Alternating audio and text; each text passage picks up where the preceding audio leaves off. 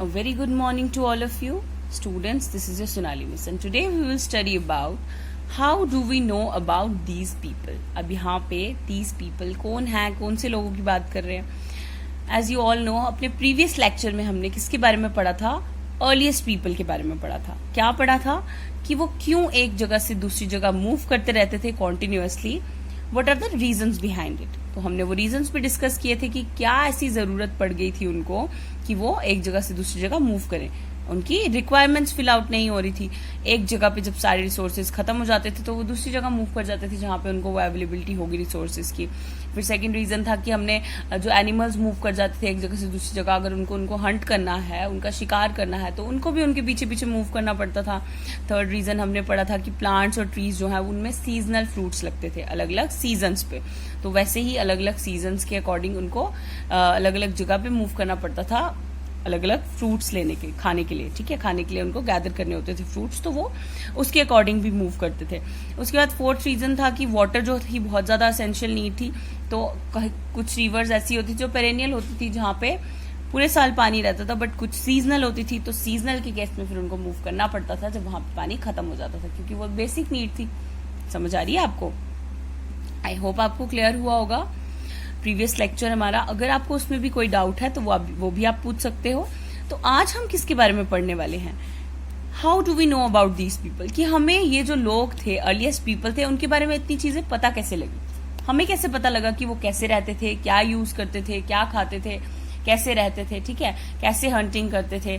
Fine, उनका lifestyle के बारे में हमें कैसे पता चला, क्या ऐसे रीजंस थे जो रिस्पॉन्सिबल थे हमें पता लगवाने के लिए कि ये लोग ऐसे रहते थे. So let's start. Archaeologists have found some of the things hunter-gatherers made and used. जो आर्कियोलॉजिस्ट थे उनको कुछ ऐसी चीजें मिली थी जो हंटर गैदरर्स ने बनाई थी और उनको यूज करते थे. आर्कियोलॉजिस्ट कौन होते हैं? जो प्री हिस्टोरिक स्टडी करते हैं, ठीक है, हिस्टोरिकल एलिमेंट्स की स्टडी करते हैं, ठीक है, जो भी उनको चीजें मिलती हैं एक्सकेवेशन से या ऐसे स्टडी करके. फाइन, फिर उसके बारे में स्टडी करके वो हमें इन्फॉर्मेशन प्रोवाइड करते हैं कि पहले कैसा era था, कैसे लोग रहते थे, उनका लाइफस्टाइल कैसा था, सब कुछ हमें आर्कियोलॉजिस्ट प्रोवाइड करते हैं. तो आर्कियोलॉजिस्ट जो है उनको ऐसी कुछ चीजें मिली थी जिससे पता लगा कि हंटर गैदरर्स जो चीजें मिली थी उनको वो किसने बनाई थी? हंटर गैदरर्स ने, और वो यूज करते थे. समझ आ रही है? It is likely that people made and use tools of stone. और ऐसा वो ऐसे थे कि उन्होंने क्या किया था? टूल्स बनाए थे स्टोन के. ठीक है, हथियार बनाए थे किसके? स्टोन के. वो उनको एज अ वेपन भी यूज करते थे, एज अ टूल भी यूज करते थे. ठीक है, ठीक है. तो उन्होंने क्या किया था? टूल्स बनाए थे स्टोन के, वुड के और बोन के. इस टूल से वो क्या करते थे? बहुत सारी ऐसी चीजें हैं, जैसे हमारे पास बार्क्स को स्क्रैप करते थे, ठीक है. उसके बाद एनिमल स्किन्स जो थी उनको स्टिच करने के लिए वो यूज करते थे स्टोन टूल्स, ठीक है. उसके बाद हंटिंग के लिए भी यूज करते थे. समझ आ रही है? तो उन्होंने ऐसी चीजें बनाई थी वुड, बोन और स्टोन से. ऐसे टूल्स बनाए थे जो आर्कियोलॉजिस्ट ने स्टडी किया और उनको पता लगा वो किसने बनाए हैं? हंटर गैदरर्स ने बनाया. समझ आ रही है? और which stone tools have survive best. और उन सब में कौन से टूल्स जो है ज्यादा सर्वाइव किया उन्होंने? स्टोन टूल्स, क्योंकि वो डिग्रेड नहीं होता इजिली स्टोन, ठीक है. तो इसलिए वो ज्यादा बेस्ट सर्वाइव थे. ओके, तो यहाँ पे हमने क्या पढ़ा कि हमें कैसे पता चला इन लोगों के बारे में? आर्कियोलॉजिस्ट की वजह से. आर्कियोलॉजिस्ट को कुछ ऐसी चीजें मिली थी जो हंटर गैदरर्स ने बनाई थी और यूज की थी. वो ऐसा था कि उन्होंने टूल्स बनाए थे स्टोन के, वुड के, बोन्स के, जो उनको एक्सकेवेशन साइट्स पे मिले होंगे, ठीक है.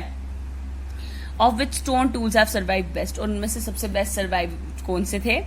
स्टोन टूल्स थे. Okay, some of these stone tools were use to cut meat and bone. अब इनको यूज कैसे करते थे? Both as a weapon and as a tool. ये यूज करते थे इन स्टोन टूल्स को. कैसे? They were use to cut meat and bone. Meat और बोन को कट करने के लिए यूज करते थे स्टोन टूल्स को. स्क्रेप बार्क जो थी ट्रीज की, उनको स्क्रेप करने के लिए यूज करते थे.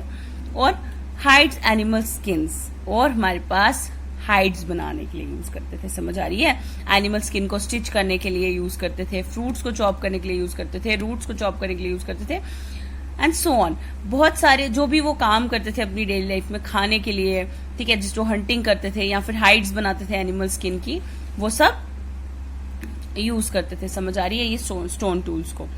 सम may have attached to the handles of bones, और कुछ टूल्स ऐसे मिले थे जो बोन्स और वुड के हैंडल्स के साथ अटैच थे to make spears and arrows for hunting. देखो एज अ वेपन भी यूज किया उन्होंने उसको, कि हमारे पास क्या बनाते थे, एरोज और स्पेयर्स बनाते थे शिकार करने के लिए।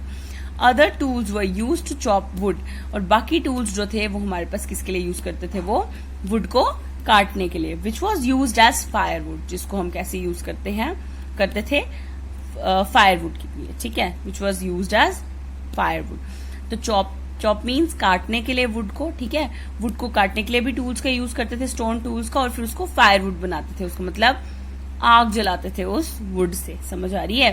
तो मतलब उनको ये भी पता था कि आग जलानी है। समझ आ रही है? वो भी टाइम पे डिस्कवर होता रहा, और उसके बाद फायरवुड का भी उनको पता चला। तो wood was also use to make huts and tools, और हट्स और टूल्स बनाने के लिए भी उन्होंने वुड का यूज किया था। आप यहाँ पे देख सकते हो ये जो स्टोन टूल बनाया कितना शार्प है आगे से, ठीक है। यहाँ पे देखो क्या लिखा है, स्टोन टूल्स में also have been used for left digging the ground. ये जो हमारे पास फिगर है इसमें बताया कि ग्राउंड को डिग करने के लिए, खोदने के लिए, टू कलेक्ट एडिबल फ्रूट्स निकालने के लिए उसमें से उनको ऐसा बनाया जाता था। देखो वहां पे ये अर्ली मैन ने स्टोन टूल बनाया हुआ है। उसके बाद राइट साइड पे जो आपकी पिक है, यहाँ पे क्या बताया है, stitching clothes made out of animal skin. यहाँ पे क्या कर रहे हैं, एनिमल स्किन को स्टिच कर रहे हैं, ठीक है, क्लोथ्स बना। यहाँ पे क्या कर रहे हैं, एनिमल स्किन को स्टिच कर रहे हैं, ठीक है, क्लोथ्स बनाने के लिए with the help of this stone tool. So I hope आपको यहाँ तक क्लियर हो रहा होगा कि कैसे हमें पता लगा था इन चीजों के बारे में। आर्कियोलॉजिस्ट के थ्रू जो उनकी स्टडीज थी उनकी वजह से हमें पता चला। उनको कुछ ऐसी चीजें मिली थी जो हंटर गैदरर्स यूज करते थे, उसके बारे में इन्फॉर्मेशन हमें किसने प्रोवाइड की, आर्कियोलॉजिस्ट ने। तो हम आज इनके बारे में पढ़ रहे हैं। आई होप आपको यहाँ तक क्लियर हुआ होगा कि क्यों वो स्टोन टूल्स को यूज करते थे, कैसे यूज करते थे, ठीक है, अपनी डेली लाइफ में। ये सब भी हमने अभी तक पढ़ा। आई होप आपको क्लियर हुआ होगा। तो आगे चलते हैं। So students, choosing a place to live in. अब बात आती है कि वो हमारे पास जगह भी चूज करते थे रहने के लिए।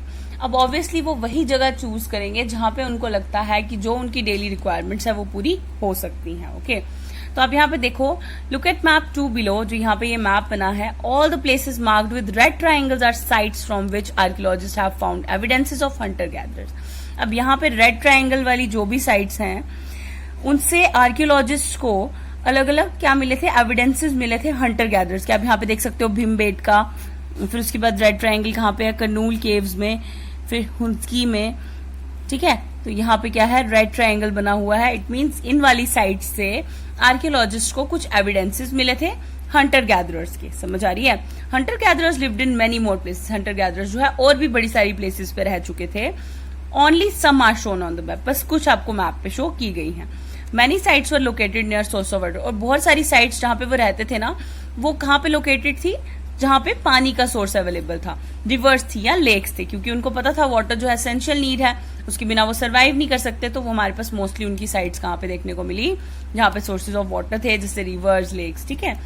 आई होप आपको यहाँ तक क्लियर हुआ, और यहाँ पे आपको पता भी चल गया। आप देख सकते हो ये साइट भीमबेटका, कर्नूल केव्स, हुंस्की, ये हमारे पास जगहें हैं, ये वो वाली साइट्स हैं जहां पे आर्कियोलॉजिस्ट को क्या मिले थे, एविडेंसेस मिले थे हंटर गैदरर्स के रहने के। और वो जहां पे रहते थे उनको ये भी पता लगा कि वो कहाँ पे रहते थे, रिवर्स और लेक के पास रहते थे। क्यों? क्योंकि वाटर जो थी उनकी बहुत ज्यादा एसेंशियल नीड थी। आई होप बच्चे आपको यहाँ तक क्लियर हुआ होगा। Now as stone tools were important, people tried to find places where good quality stone was easily available.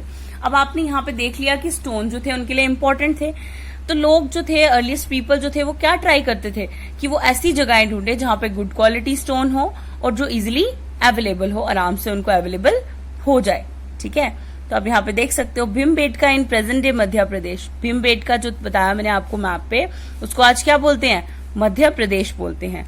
This is an old site with caves and rock shelters. ये एक old site है caves और rock shelters के साथ, जहां पे earliest people रहते थे।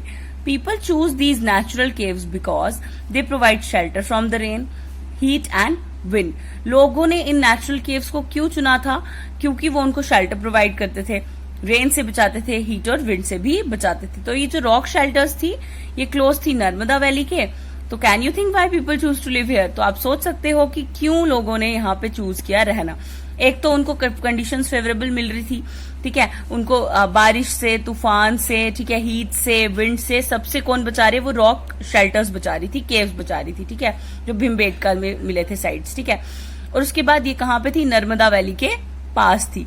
तो इसकी वजह से आप अंदाजा लगा सकते हो कि उनकी अब रिक्वायरमेंट्स फिल आउट हो रही है, तो वो तो ऑब्वियसली रहेंगे वहां पे, ठीक है। तो आपको यहाँ से अंदाजा मिल जाता है कि वो क्यों रहते थे वहां पे, क्योंकि उनको शेल्टर भी मिल रही थी और पानी भी मिल रहा था। तो अब हंटिंग और गैदरिंग से तो वो फूड ले ही आते अपना, तो उनके लिए सारी कंडीशंस फेवरेबल थी यहाँ रहने के लिए। ओके, सो आपको ये भी बता दिया कि अगर जो हमारे पास वो स्टोन टूल्स बनाते थे तो वो उनके लिए बहुत ज्यादा इंपॉर्टेंट थे, उनको पता था उनसे वो क्या क्या काम करते हैं। तो वो ट्राई करते थे कि उनको ऐसी प्लेसेस मिले जहां पे गुड क्वालिटी स्टोन मिले उनको और वो इजिली अवेलेबल भी हो। अब आप यहाँ पे देख सकते हो rock paintings and what they tell us. अब जो अर्ली पीपल थे वो क्या करते थे? रॉक पेंटिंग्स भी बनाते थे। तो जो वो अपनी डेली लाइफ में करते थे वो कोशिश करते थे वो चीजें बनाने की, ठीक है। तो जिन रॉक केव्स में वो रहते थे ना, वहां पे उनकी वॉल्स पे ऐसी पेंटिंग्स देखने को मिली। आप देख सकते हो यहाँ पे painting from a rock shelter, एक रॉक शेल्टर जहां पे वो रहते होंगे वहां पे एक पेंटिंग थी। तो आप इसको डिस्क्राइब करने की कोशिश करो क्या है पेंटिंग में, ठीक है। ये तो इजीली दिख रहा है, बहुत अच्छे से विजिबल है कि क्या दिख रहा है पेंटिंग में। तो ये आपका क्या है? असाइनमेंट है कि आपने ये पेंटिंग को डिस्क्राइब करना है कि क्या शो हो रहा है इस पेंटिंग में। ओके बच्चे, so many of the caves in which these early people lived have paintings on the walls, ठीक है। बहुत सारी केव्स जिन पे ये अर्ली पीपल जो थे वो रहते थे, वहां पे क्या था? पेंटिंग्स बनाई हुई थी वॉल्स पे। Some of the best examples are from Madhya Pradesh and southern Uttar Pradesh. These paintings show wild animals drawn with great accuracy and skill. अब एग्जाम्पल्स हमारे पास कहाँ की आती है? मध्य प्रदेश की और सदर्न उत्तर प्रदेश की, जहां पे रॉक केव्स प्रेजेंट थी, जहां पे अर्ली मैन जो है ये माना जाता कि वहां पे रहते थे। तो उन्होंने वहां पे क्या किया है? रॉक पेंटिंग्स बनाई है ग्रेट एक्यूरेसी और स्किल के साथ, जिसमें वाइल्ड एनिमल्स होंगे पेंटिंग्स में। मतलब जो भी एटमॉस्फेयर में वो रहते थे वो एटमॉस्फेयर उन्होंने बनाने की कोशिश की है उन रॉक केव्स में। समझ आ रही है? आई होप बच्चे आपको यहाँ तक क्लियर हुआ होगा कि अर्ली पीपल जो थे वो कैसे रहते थे, क्या यूज करते थे। तो आप यहाँ पे आप देख सकते हो कि अर्ली पीपल जो थे वो कैसे रहते थे, ठीक है, कैसे स्टोन टूल्स का यूज करते थे हंटिंग के लिए भी और अपने यूज के लिए भी। और उसके बाद हमें कैसे पता चला इनके बारे में? थ्रू आर्कियोलॉजिस्ट, जो वो स्टडी करते थे उसकी वजह से हमें पता लगा। उनको साइट्स मिली थी कुछ जहां पे वो रहते होंगे, उसके बाद उनको वहां की कुछ चीजें मिली थी जो हंटर गैदरर्स ने बनाई थी, तो इसकी वजह से हमें इसके बारे में पता चला। आई होप बच्चे आपको यहाँ तक क्लियर हुआ होगा। अपने नेक्स्ट लेक्चर में हम आगे स्टार्ट करेंगे। अगर आपको कोई भी प्रॉब्लम है, कोई भी डाउट आता है, कोई क्वेरी आती है जो समझ नहीं आ रही है कोई चीज, तो आप पूछ सकते हो। Thank you students, have a nice day.